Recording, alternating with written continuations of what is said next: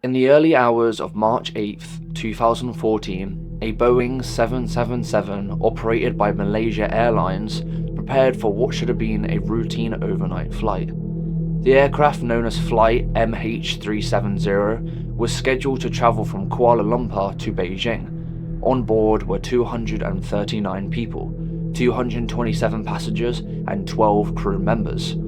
Families were asleep, some passengers were likely watching films, others were resting before landing in China just after sunrise.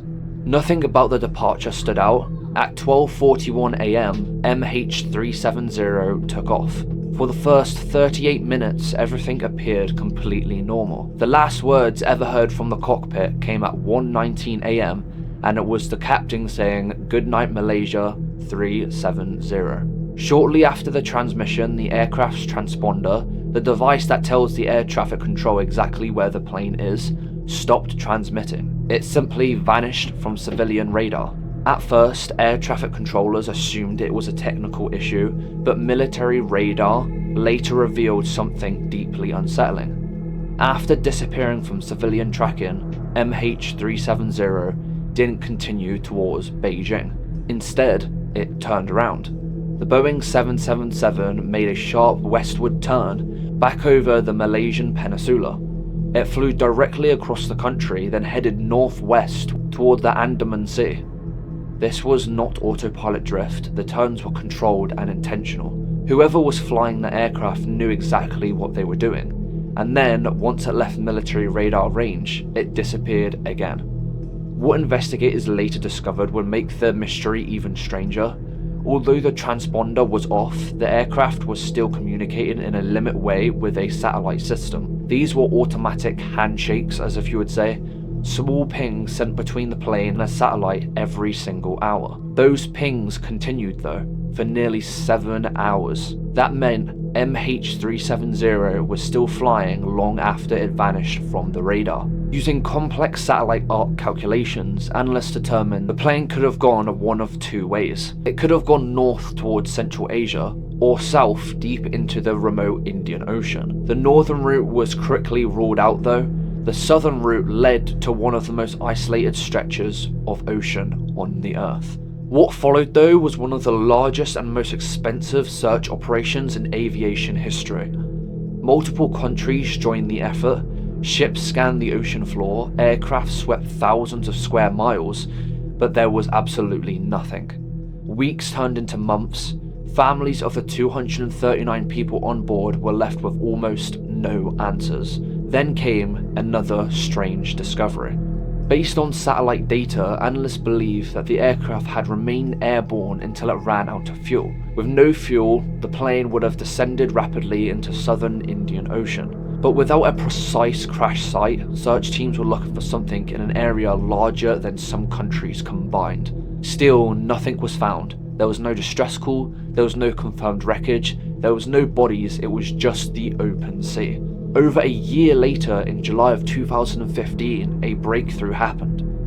A piece of the aircraft wing, known as the flaperon, washed ashore on an island that was in the remote French territory in the Indian Ocean. It was 100% confirmed to belong to the Boeing 777, and later confirmed to be from the MH370.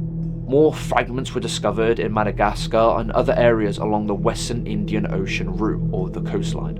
And the debris supported the southern crash theory, but it still didn't explain what happened on board and what happened to the crew. Attention eventually turned towards the captain, Zahari Ahmed Shah. He was experienced over 18,000 flight hours and was well respected, but investigators later found something very unusual. On a flight simulator that was at his home, there were traces of a route that resembled the southern Indian Ocean path. Some saw this as evidence, others argued it proved absolutely nothing. Flight simulator data can be incomplete or misleading, so clear motive was never established. There were also no confirmed signs of mental instability, but the possibility remained that the aircraft's devastation was deliberate. Over the years, theories multiplied. They thought it was a hijacking gone wrong, or a fire or an electrical failure, or even conspiracy theories involving foreign governments. One theory suggested hypoxia, the lack of oxygen, could have rendered everyone unconscious. The plane might have continued flying on autopilot until fuel exhaustion. That doesn't fully explain the complex early turns across Malaysia. Those required manual inputs.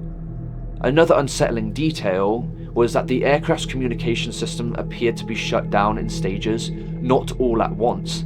That suggested knowledge, that suggested someone was there in the cockpit. In 2017, after covering over 120,000 square kilometers of ocean floor, the official search was suspended.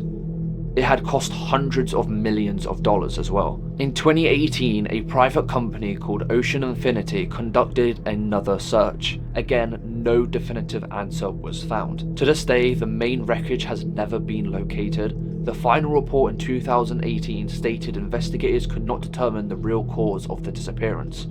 It officially remains unsolved.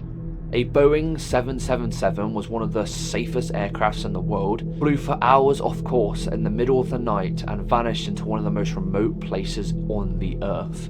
And 239 people disappeared. There was no final message, no confirmed cockpit recording, no black box recovered, just satellite pings and fragments of wings thousands of miles away.